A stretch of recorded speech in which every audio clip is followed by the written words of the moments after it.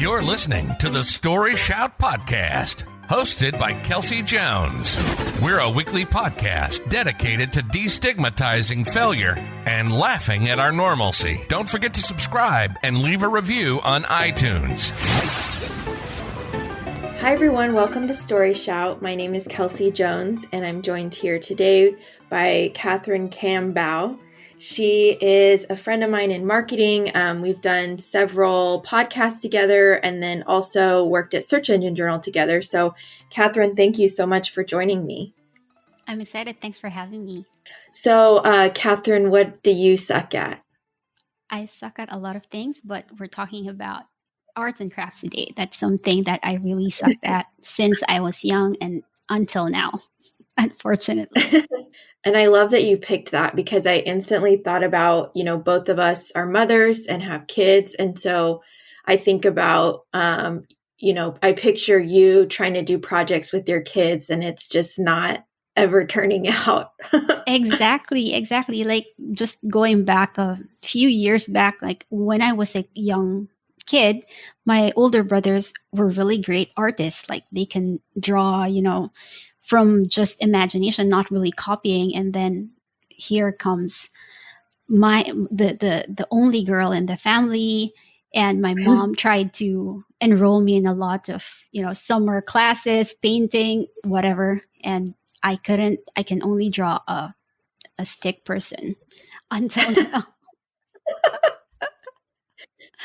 Yeah, I'm like that too. Like I can look at something and kind of draw it. It never looks right, but I can never just draw something, and I can do like patterns. Like if I could do, I used to work at a self-checkout at a grocery store, and I would doodle on the, while I was watching people, and I do like patterns across the page, but that's pretty much all I can do.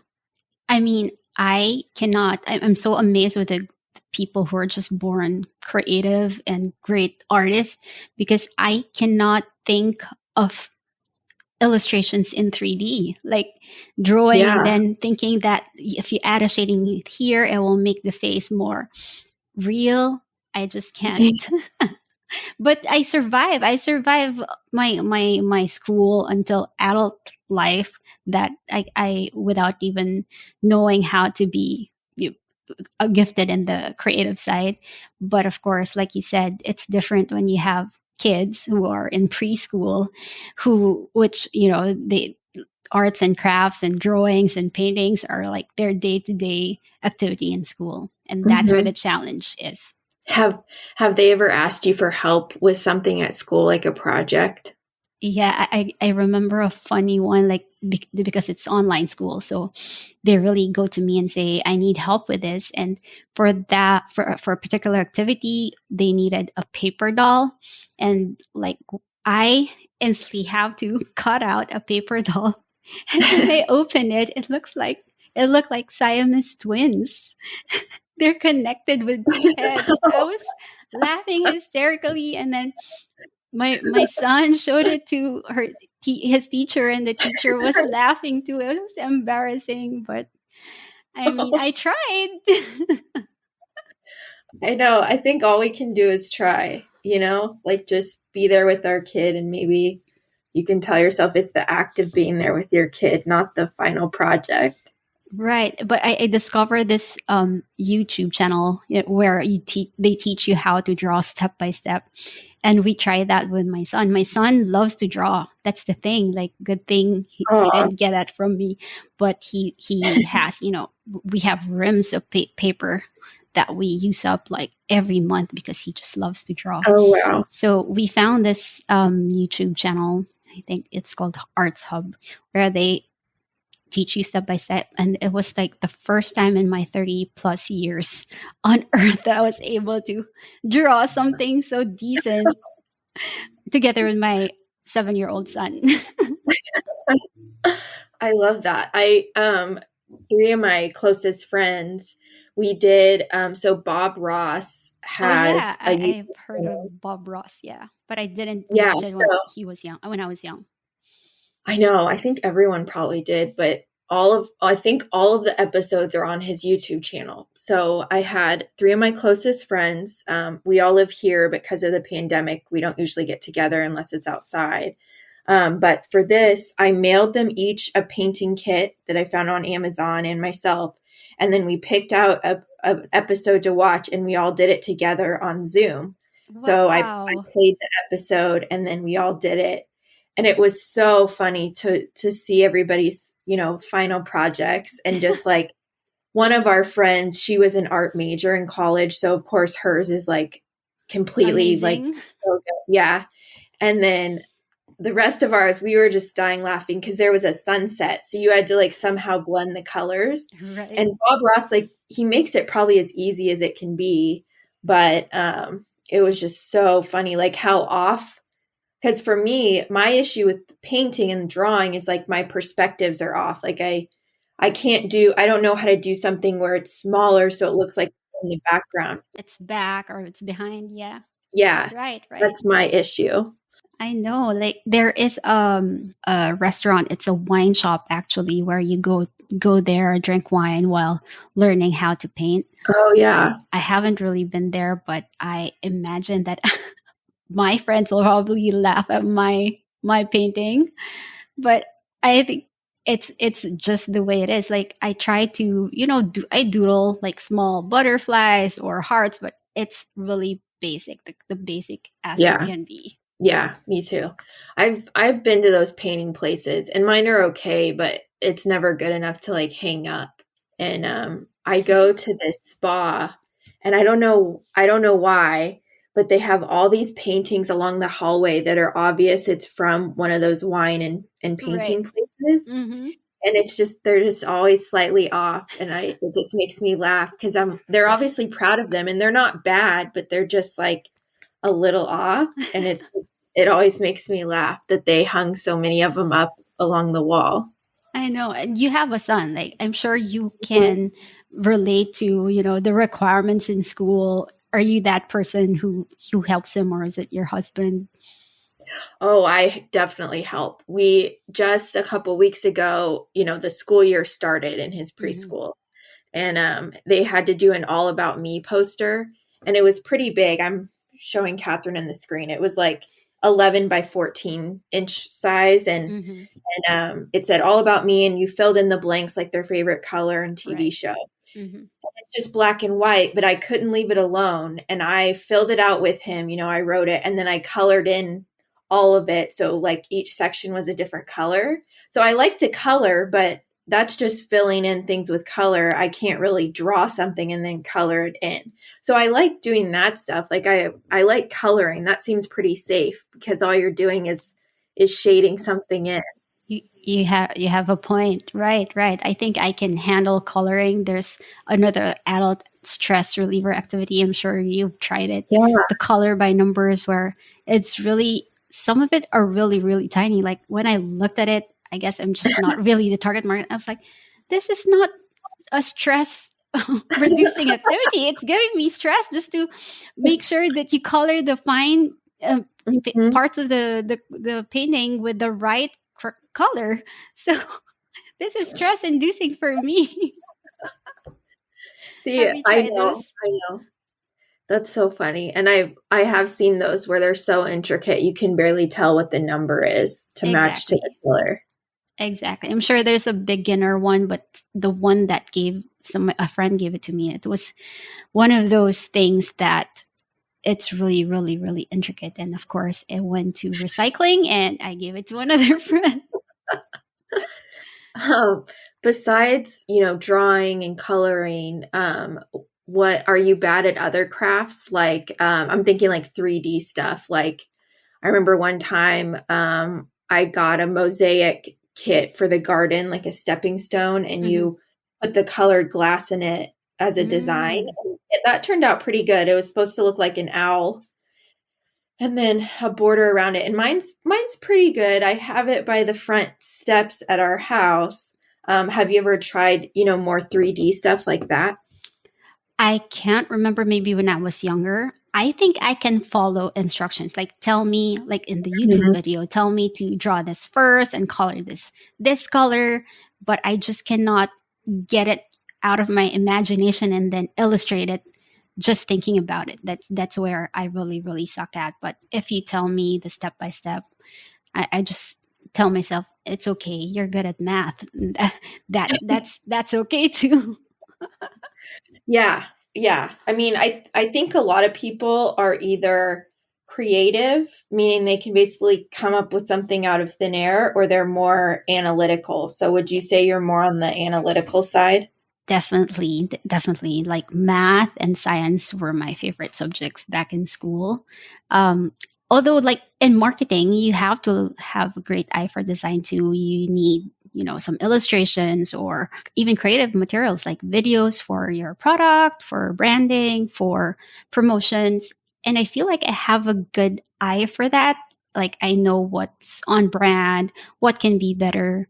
But it's just that I can guide people what I want or how to do things. Mhm. I just can't do it myself. Yeah, I think I'm like that too. I'm definitely more on the creative side, but obviously more with language. Like Mm. on the ACT, which is one of the tests you take to get into college, I got a perfect score on the language section. Now, math, it was a little sketchy. I did pretty bad. Science, I did okay.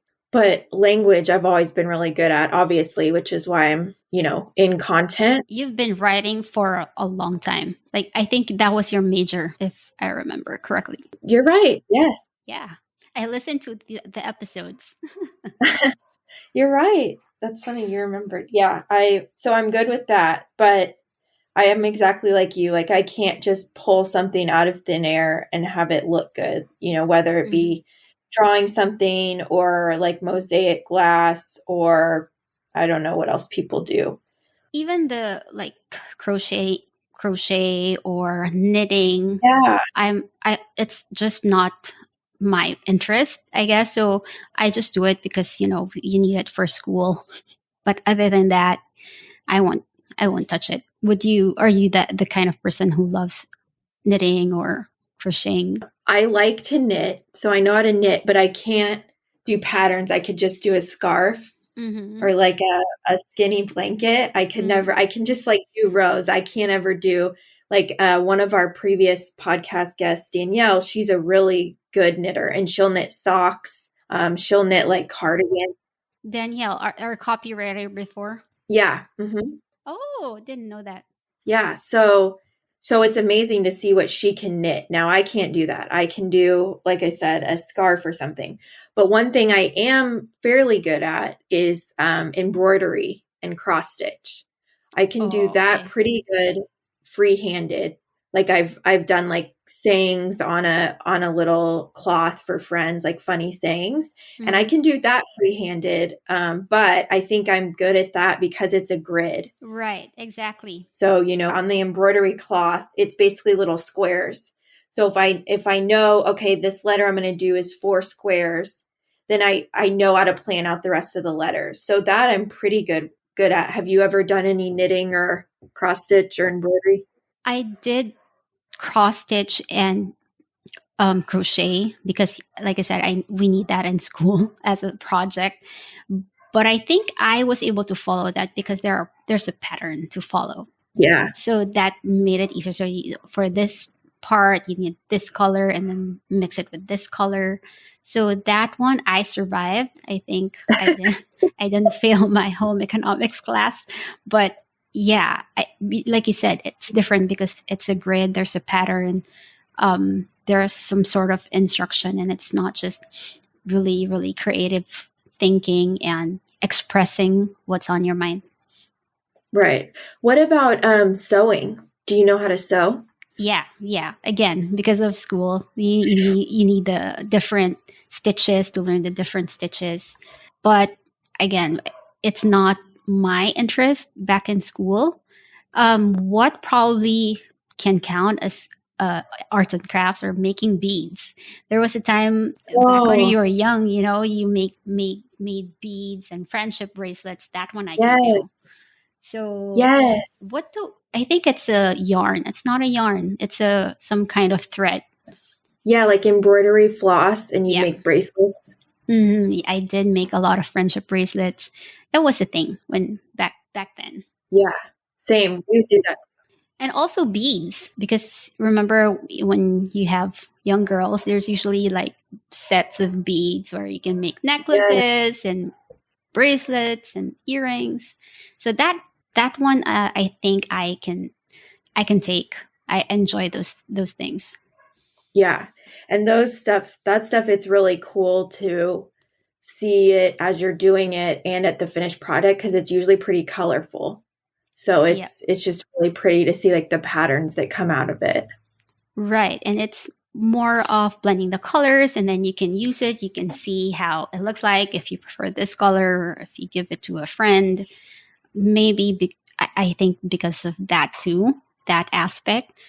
That's why I think I enjoyed that activity better than the others. Yeah, that makes sense. And when we were talking about sewing, I thought of this other funny story. So, growing up, I was in Girl Scouts. And so, you had a sash that you got patches on for different activities like community service or learning how to start a fire or something. And my mom, so my parents were still together at this time. They got divorced eventually, but she worked full time. So did my dad. And instead of sewing my patches on, like most of the other moms did, she ironed them because they had like a tacky back, so you could iron them on. And so my patches would always peel off because they weren't iron or sewed on. And I used to get so mad at her, like, why can't you just sew them on? But now that I am a mom and I work full time, it makes me You laugh get it. because I think about like she was probably so tired and Right. probably, ironing on these dang patches at, 10 o'clock at night. And then, I come in ungrateful, like mad at her. But so now I see the other side of it. But at the time I was angry that she wasn't sewing them on. But now I Right. understand that she was Right. probably just so tired. You reminded me of something that I think I also enjoyed. There was a time where silk screen, did you used to do that Oh, before? Silk screening prints on shirts. So I yes. I thought that was fun. It's mostly, picking a pattern, painting some colors, and then I guess the process is what interested me. And also tie-dye, making tie-dyed shirts, which is making a comeback now. Yes. Maybe because that's easier, because you just mix colors, you put ties, and whatever comes out still looks okay. Yeah, I agree. It doesn't have to be accurate or, look so polished. So yeah, I guess those are some things that I enjoyed. That's a good point. I've never done silk screening. I've watched people do it and I think it's awesome.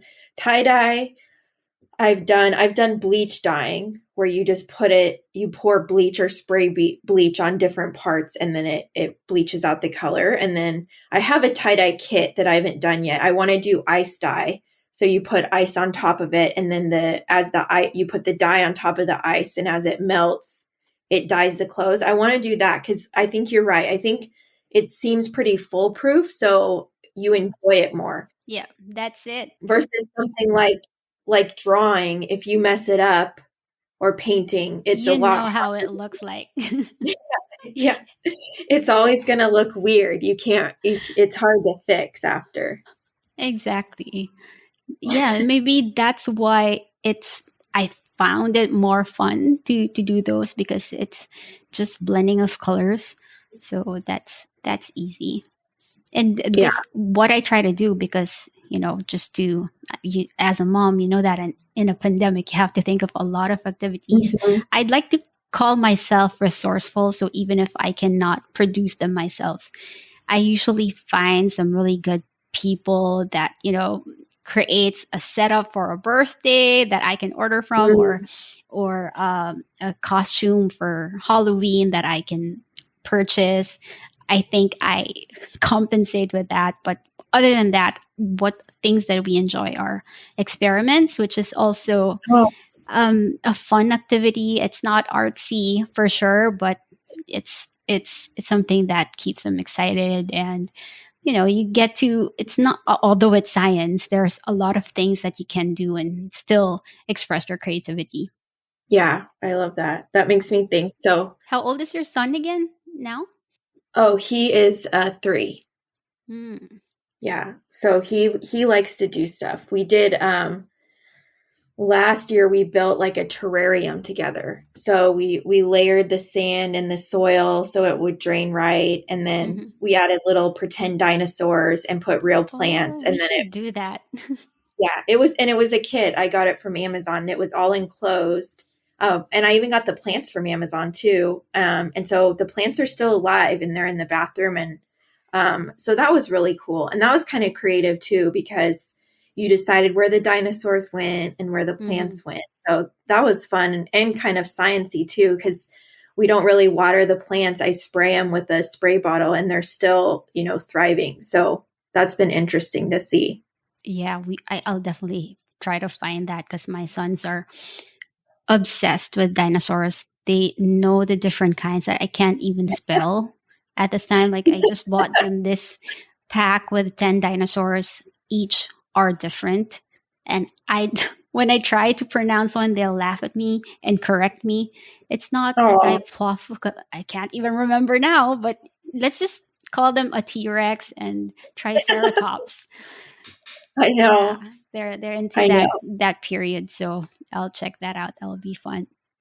Another project that we've put off with our son is so in our couch downstairs, behind the couch, there's a huge wall, and it's obvious you could put like a pretty big piece of art there.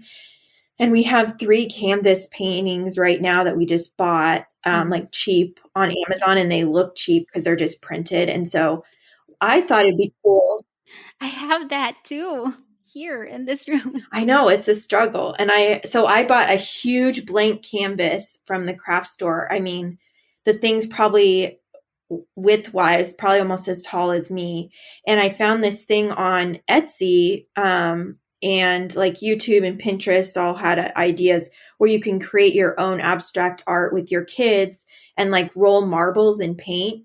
And then you can use like other things to paint across it. And since it's abstract, it'll like look great or whatever. And so I bought the canvas and everything, and I bought the paint and I bought the marbles, but we haven't done it yet because it's just so daunting to think about, what if we mess this up? And it's supposed to be this fun activity.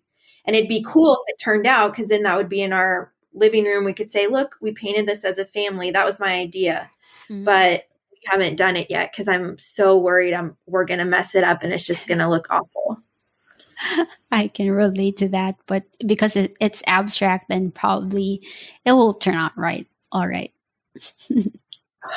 I just get nervous. I mean, I don't know if you're like that with the arts and crafts, is just like sometimes I just won't even attempt it because I'm just so worried it's going to turn out badly. Same. Like if I can get away with it, which I feel like I try to do my entire school from being a kid to in college, I do that. I didn't like go to the extent of hiring someone to do my art project. I would do it, and it's okay if that sucks. I mean, I'd get a lower grade, but it is what it is. I remember doing it was a sewing class where we had to prepare or create some shorts, and then I tried sewing it. It looked like shorts, but it didn't have the right pattern. Like it was just flat from the front and the back, which shouldn't be. But yeah, I just couldn't figure out how to do it properly. That's funny. That makes me think about the art scene as a whole, though. Like some stuff that I see in art museums that, are designated as art, it's like a blue dot on a white canvas and they call it like imagination or something. And people say that, And it's really, really expensive. right. And so that makes me think one time we were in New York City, my husband and I, and we went to the Guggenheim Museum. Hmm. And there was this exhibit where it was like household objects clustered together, which I don't know. I get it. I get art and I appreciate it, but some stuff I'm just like, how is this, $30,000 or whatever? And so anyway, right outside the room, there was a piece of paper against the wall that was obviously trash, but people were looking at it like it could have been part of the exhibit, and nobody touched it because in case it was part of this exhibit. And it just made me laugh so much because it's like, what really is art, and some stuff you said like is really expensive. It's like, well, I'm not artistic and I could definitely paint like a splatter on a canvas. If that's it, then we can be called artists. Yeah, exactly. But yeah, I've seen those really eccentric. I mean, there are there are museums where there's really, really great paintings. There's the Van Gogh experience. I don't know if you have that one close to you, but I've been seeing my friends in the US, and that used to be an exhibit here as well. But that one I can appreciate. You can see Starry Nights. It looks really awesome. But like you said, there are some artistic expression where there's like a fork and a knife, and that they're glued together, and then or a really weird statue. I guess that's art. I'm just not the target. That's just what I'm thinking. That's why I cannot appreciate it. And they're really, really expensive. I know. It's so funny. I'm laughing at that because, and then if you question it, people say, well, you just don't understand. You don't get it. You lack culture. Yeah. I know. It's so funny. I mean, yeah, it's so interesting, like what people consider art and what isn't. So yeah. Well, I think we're almost at time now. If I'd like to hear, like, if you have any closing words about like maybe some art projects you'd like to try. I mean, whether or not you'd be good at it or not, or is there anything that you haven't tried yet, maybe with your boys that you'd want to? Right now, they're really into building. So Legos and magnetic blocks. And I help them with that. So at first, like when they were, getting these toys during Christmas, whenever we open it, the boxes all say like 96 pieces or 120 pieces. I'm like, why are boys' toys so complicated? What we used to have back then were just teddy bears and Barbie dolls. It's so simple, or even it's a dollhouse is not as complicated as that. But recently I've been enjoying that more, and probably because they're also very into it. So I'll probably do more of the building stuff. I think that I can enjoy. I want to give painting a try, like the wine and painting place once it's all open again. I'd like to try it. I haven't really tried. I'm just guessing that I'll suck at it, but it's worth a try. I guess for me, like I survived even if I suck at arts and crafts. So it should be okay. You have other gifts, you have other talent that you're great at.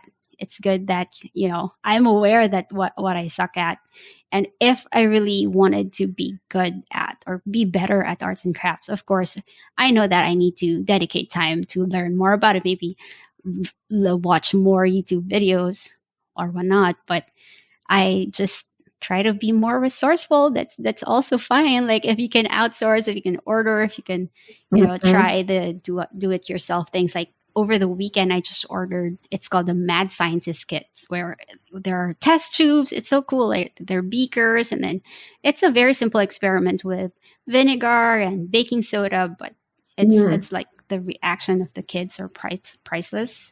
So yeah, there are ways to enjoy activities, even if you suck at arts and crafts. Yes, I love that. And that still totally counts as being creative, like building stuff.